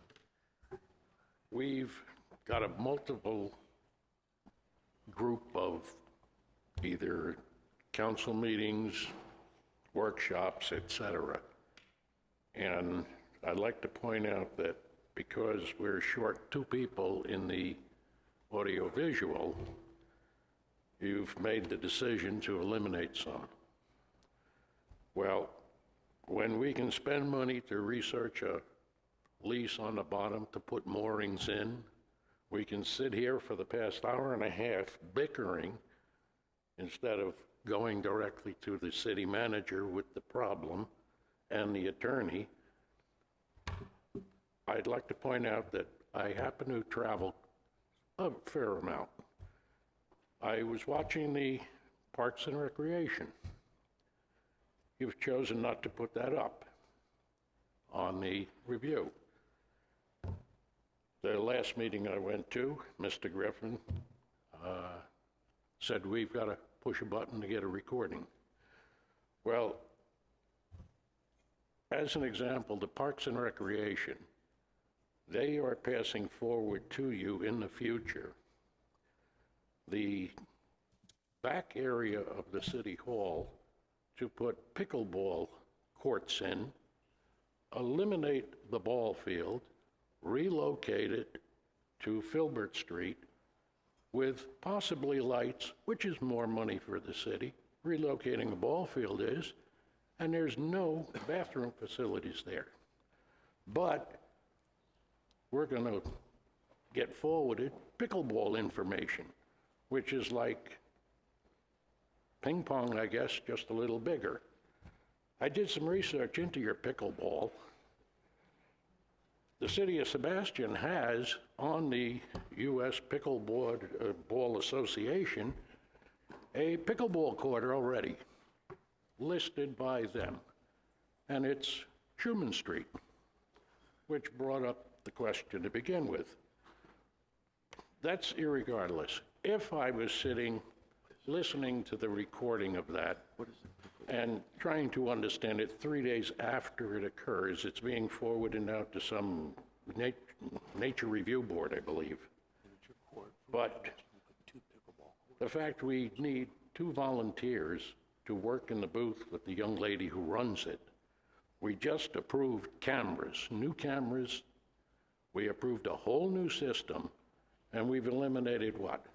3 over-the-air broadcasts that people sitting home, that's why you don't see them here. They're watching this at home. They're either finishing dinner or doing something, or tomorrow they're going to look at it. Parks and Recreation is a pretty big item. There's other things they were talking about going with the school, but nobody's brought up the airport. We've got massive areas there. You just approved a long-range golf driving organization or something. Did not. Oh, okay. I only thought you pulled the one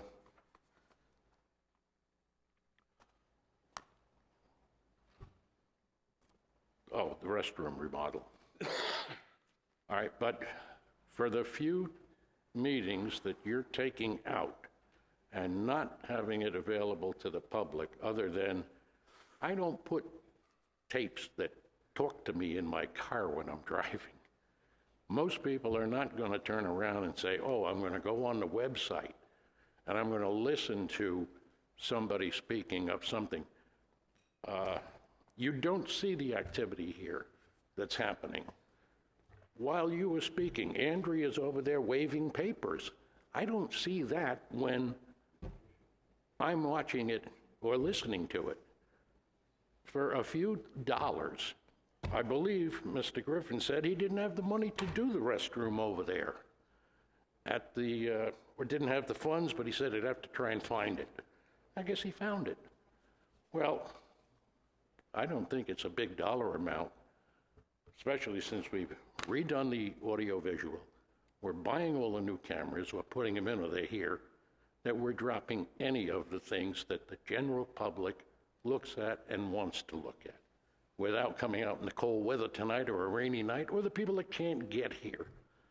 I watch stuff while I'm up in New York. It's easy. Click, done, there it is. One or two little things. You're not saving a lot of money, and we're spending quite a bit that this is nothing. It's pocket change, so to speak. I'd like you to reconsider. Thank you. Thank you, sir. Anyone else?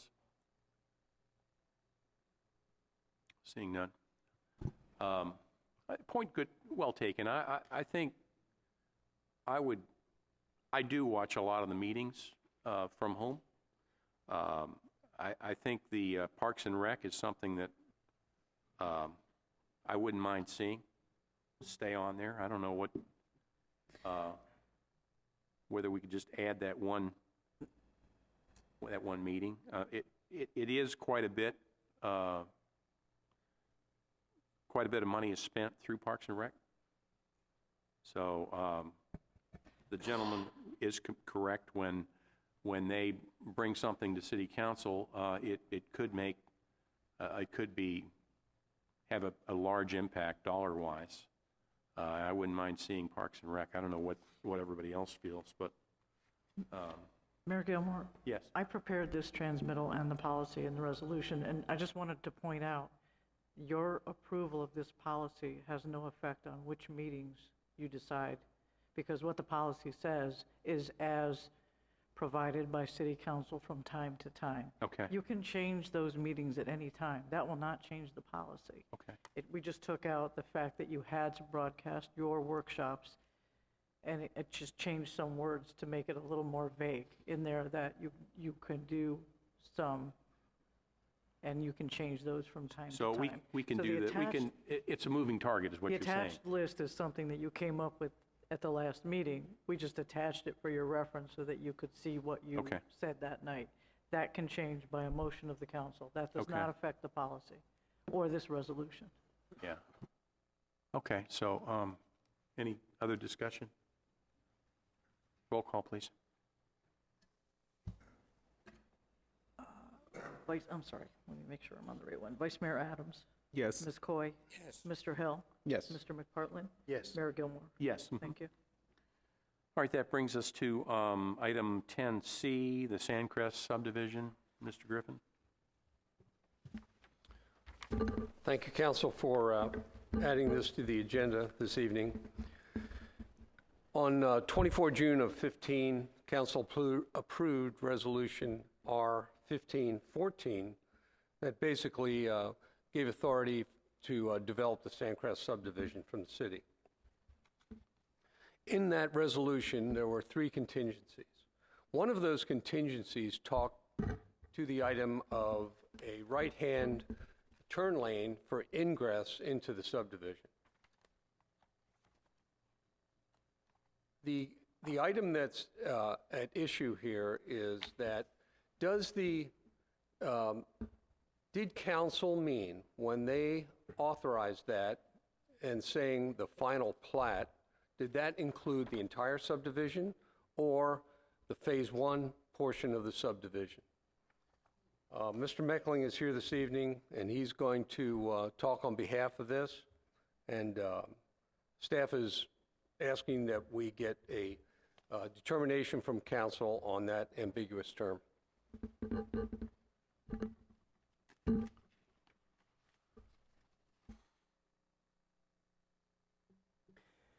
Good evening, Chuck Meckling with the Sandcrest subdivision. When we were in front of you, the first phase of the project was just 24 lots. And what wound up happening is because some of the power poles out there and one will have to be moved, FPL's schedule takes about 4.5 to 5 months to schedule something like that up. I'd gotten with the community development director, and Mr. Watanabe and I talked about this, and there was the suggestion of just the turn lane would go in with the final plat of the subdivision. So it's a point of clarity. Obviously, when you have just 24 lots, to have a turn lane into that is a extremely minimal point. In fact, the traffic study didn't even warrant one at 64. But I am in total agreement that the turn lane goes in. It would just be with the final plat because we're doing it in 2 phases.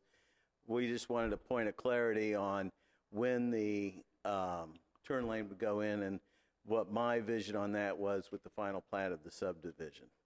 Thank you. I don't know if you have any questions. Well, that would be under Section 1, preliminary approval. Developer must provide auxiliary right turn lane ingress along Powerline Road subject to design approval by city engineer. Lane must be constructed prior to final plat, as is the way it reads. Correct. I guess the question is which plat? Because there's the plat for the first phase of 24 lots. There's the plat for the 64 lots, or the balance of the other 40. The night when we were here, that point of which plat was not made crystal clear, and that was the point of clarity that we're looking for tonight. Obviously, the issue is, in part, to construct that, there has to be a pole moved. In getting with FPL, they're on a schedule that it would be months from now before they can even move it. So to go move ahead, in discussion with the city staff, that it seemed prudent that the turn lane would go in with the final plat, if that would be a term. Yeah, I think, for me, I think final means final. Yeah. The end. I agree.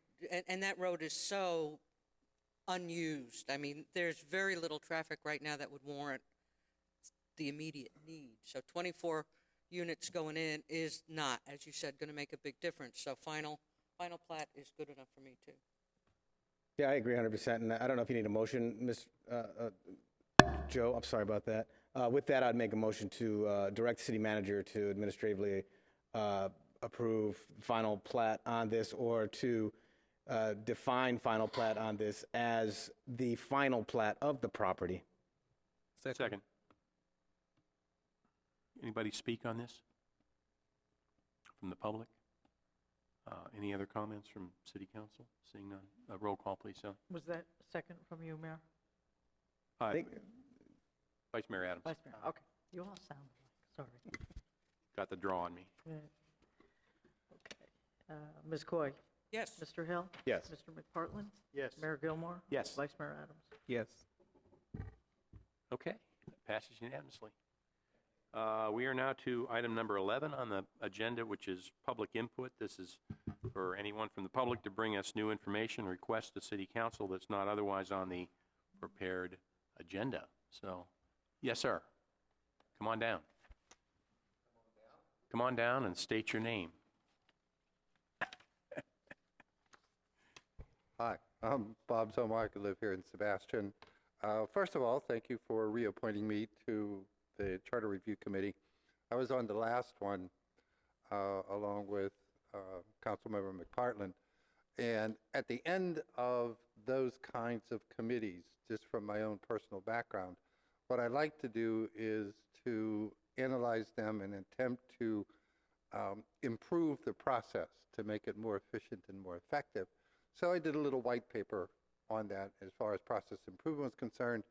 And even though I missed the announcement in the paper, I still attended last Monday's, 2 days ago, that meeting as part of the public, and got that, my little critique into there.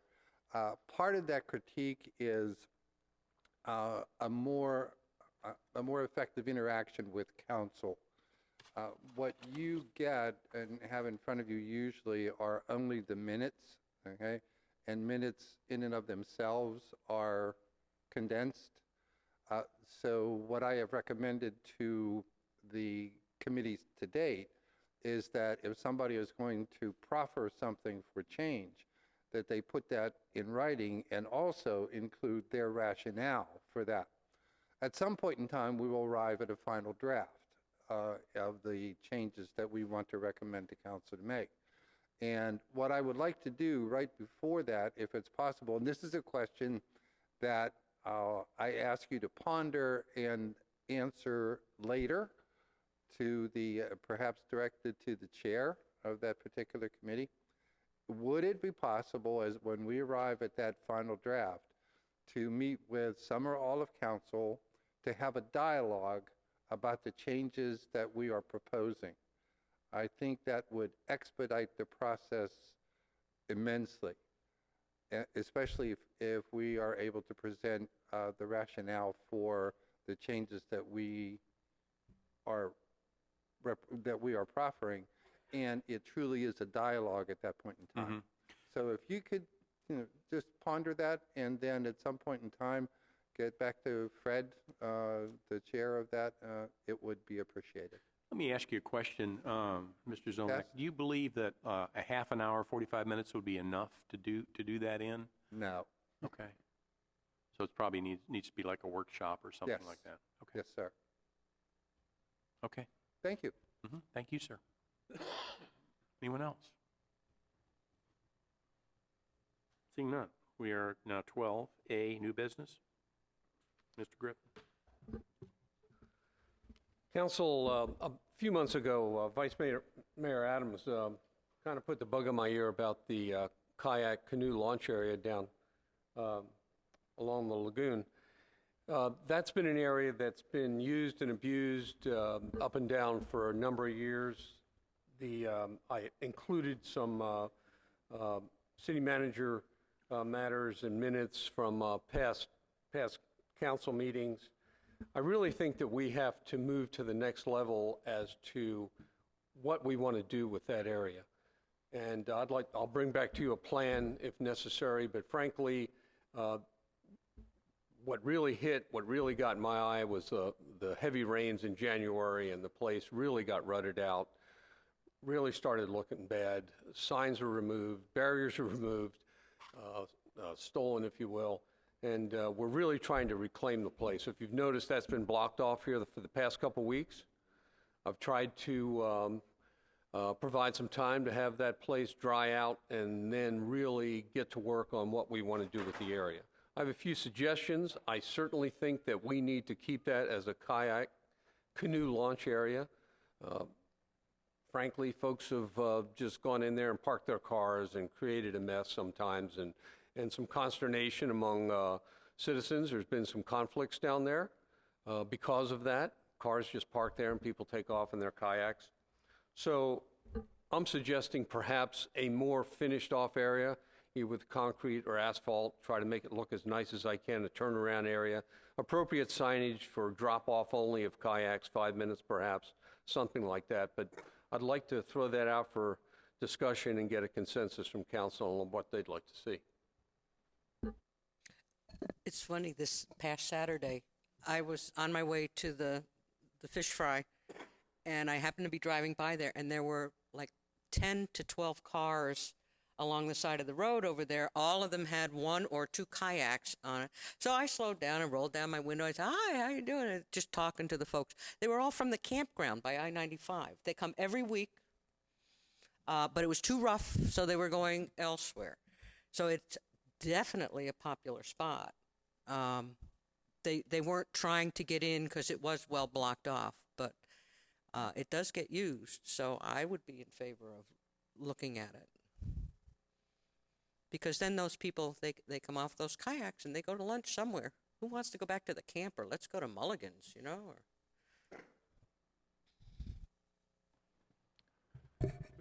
Yes. Vice Mayor Adams? Yes. Thank you, Joe, for bringing this up. Just from what I've seen down there, it does get used. But my issue is with the condition of the place when the cars, driving all over the place, the grass is all a mess. So if we could do something that would, like you said, a gravel driveway or something, that would still allow them to gain access, but it's at least it's not the grass getting all ruined and looking all terrible, but I'm sure we can come up with something. And thank you for looking into it. Yeah, I would say some type of driveway, gravel, and signs saying that this is drop-off only, and vehicles will be towed, something like that. I think we can do it. Just fix it, Joe. I trust you. I agree. We good?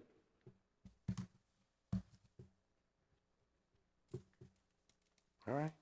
City attorney matters. No comments. City manager matters.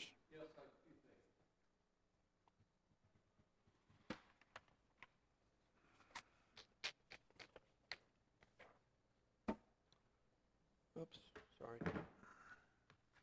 Okay, on January 17th, we had what we think was a twister at the airport and golf course area. And this is the screening that separates the golf course from the area right around the number 8 tee fairway area. Pretty significant damage to cause that. The one pole that's bent over had a guy wire that was snapped, and that's the result. This is a fence along the airport, and that doesn't look like too much, just a fence being blown over. But frankly, that fencing has a certain airport standard that we have to comply with, and that's a significant fix for us. Here's the biggie. This is one of our 2 wind turbines blown over. The significant issue there is that the other wind turbine now has a little bit of a wobble to it and things like that, so I went and shut that down, secured it, make sure it's not going to be turning again until we can really evaluate what's going on. So where I'm going with all this is, let me show you a picture of the airport administration building, and that's just soffit and things like that that doesn't look like it's too much of a fix. Where I'm going with all of this is that we have, almost immediately, we applied to our insurance carrier to affect payment and help with some of this. That's been slow coming, and I want to get this done. It's unsightly, not really a safety hazard, but the visual out there at the golf course and on the airport, obviously, is something I want to take care of. So what I am proposing, and I would have made this an agenda item, but really it kind of got to critical mass with the insurance company. I wanted to move this forward as quick as I could. What I'm proposing is we get these fixes done right now, and I would use our R&R fund with that, and I will reimburse that fund once we get the insurance proceeds. So I'd like consensus from council that they agree with that. Go for it. Sounds good. Thank you very much. The only other thing I have is we did some work over the senior center, actually, and that was our facilities maintenance folks, and we received a $400 check for those services. So thank you very much, Councilmember McCoy. City clerk matters. Nothing, thank you. Councilmember Coy. 2 quick items. First, the fish fry that was down at the riverfront on Saturday was superb. It really was fun. Perfect weather, perfect time. And so thank you to the County Historical Society and the fishermen and everybody who made that a really fun event. The other issue is, for about 6 months now, Council, there's been some issues with the water meter guy, the county water meter guy, who I almost hit one day because he was driving on the wrong side of Easy Street coming straight at me. So I stopped and asked him, why is he driving on the wrong side of the road? And, how come he doesn't just get out of his car and walk around or, do something? I couldn't get out of his way. If he didn't stop, he was looking at where's my next meter, and he almost hit me head on. Since that time, I brought it to the city manager's attention, and it's an issue of concern for safety. This guy also drives down our sidewalks with his truck, which is a safety issue. I spoke with the chief of police recently. There are some streets that this is just not a good thing to be doing. Maybe some of our really rural places, there might be some places in the city that it's safe, but certainly there's some places that it's not a good idea to do it. Long story short, we requested, the city manager asked Mr. Burke at the county to look into this.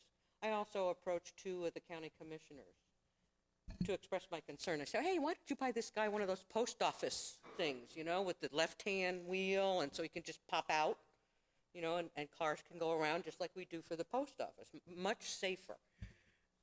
Bottom line, I heard from Mr. Burke, that would cost too much money. They've got 7 vehicles they would have to provide, and yada, yada, yada. And he researched the electronic meters that they can put a radio electronic thing in there and just go, boop, and read it. But we flood too much. That was his word, so that's not going to be practical. And I guess I was supposed to just roll over and say, oh, okay, well, thanks for checking. But I can't say, okay, continue on violating the law, because we don't allow anybody to do that. Chief tells me we can't, if it's a federal government vehicle, they can do just about anything they want, but everybody else plays by the same rules. That would include our county, although sometimes they think they don't. But anyway, I wasn't about to just say, okay, well, thanks for checking. I have asked the city manager if he would contact them and just get their policy put in writing so that in the event something happens bad, and we don't want to wish that, but at least we brought it to their attention and we're covered. And they're saying, no, we can't afford to do it, or no, this is our policy and this is how, and they will be fully liable. I'm hoping that you will concur with that as something in the interim. I did see Wesley Davis today, and I did see Peter O'Brien today, and told them about the response that I got, and they're going to look into it. I don't think they were happy with that answer, so I just kind of wanted to let you all know this is an issue. I don't expect it to be resolved, but I don't want us to have an accident or an incident. Do you need a consensus for that, or are you going to follow up with? I'm going to follow up with a letter. Yes, ma'am. I'll partially have it composed. But and I think we may get some cooperation from the county commissioners. May not be real happy with that answer, too. Anyway, that's all I have. Councilmember Hill? Yes, thank you, Mr. Mayor. Council, I've been very disappointed in some of the things that have been going on over the last several months. When I was reelected to the city council in 2008, there was a council prior to that was quite a mess. The council was arguing and bickering back and forth on a continual basis, and not much got done. I see this council moving rapidly in that direction, and it's not something I like, and I think it's a disservice to the people of this community. Now, our charter outlines very specifically the role of city council members. It specifically outlines the role of the mayor. It specifically states that there's no authority by any individual city council member when they're not behind this dais, and there's no authority by a city council member behind this dais if they can't convince 2 others that they are right and send direction. So that being said, I believe that there has been some things going on that are contrary to our charter, and it concerns me greatly. It concerns staff.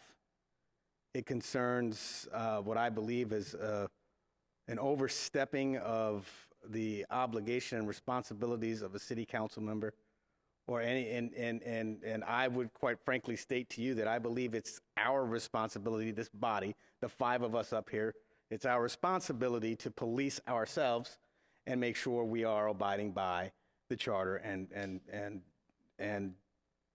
knowing and understanding our roles. When we stand in the halls of City Hall, we have the exact same authority as any citizen who walks out on the streets of this community. And we need to conduct ourselves like that, always. And I don't believe that's been done. I know a lot of people that work for this city, and I've gotten a lot of phone calls. I do not wish to get into specifics, but what I will say is this. I would like to have some consensus from council to direct the city manager to, prior to the next scheduled city council meeting, have a council what's the word I'm looking for? A reorganization meeting.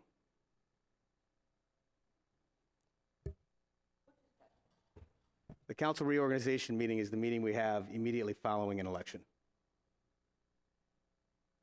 Oh. That's all I have. Interesting. Actually, I suppose. I'll second that. I don't know that there's no it's not an actionable item, but I think it would be comfortable if the city manager had some form of consensus from the council prior to doing To something that agendize that. drastic. Correct, to put it on the agenda.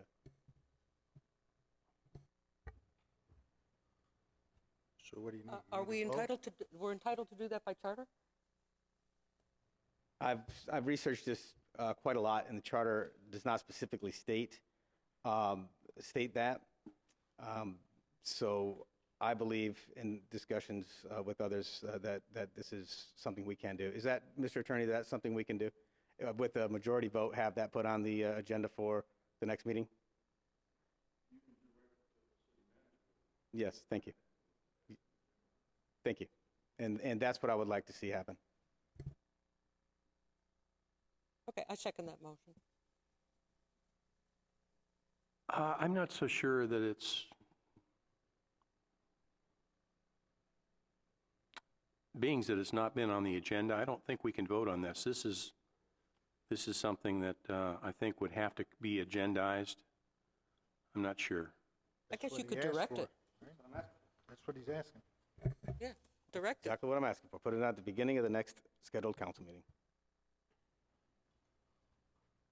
I would say, all right, with the caveat that we have the attorney research it to find out if that's doable.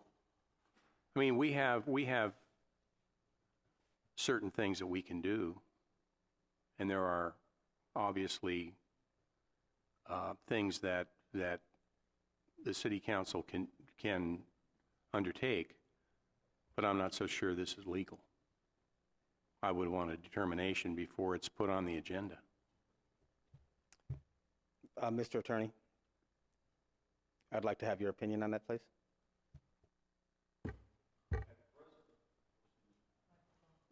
There seems to be no reason why it can't, but I wasn't asked to thoroughly research it.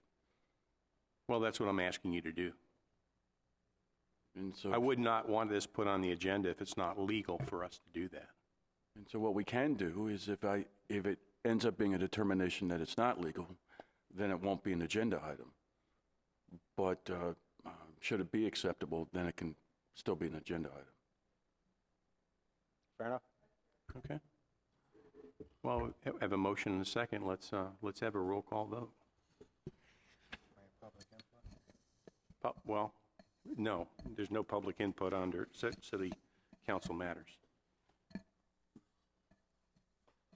And there's really no vote under city council. There's no vote either. Matters. So you just you gave a direction. You're authorized to do that. So be it. Well, I think I'd like to find out if there's if we have a Consensus? consensus. Got my consensus. I realize that. Mr. McParland? You get a motion and a second. All I'm asking is the public, if anybody has any input, if they want input. I know it's on city matters, Okay. but it's something we're voting on. We're not voting on it, Mr. McParland. Right. He's just asking whether Oh, or not you have all a right. consensus. Sure. Yes. Okay, well, I guess there's three, so be it. Okay. I have nothing. Vice Mayor Adams? Oh, I'm sorry. Councilmember McParland. That's all right. You left me out of the other thing too, but no, I have nothing. Vice Mayor Adams. I have nothing, thank you. We are adjourned.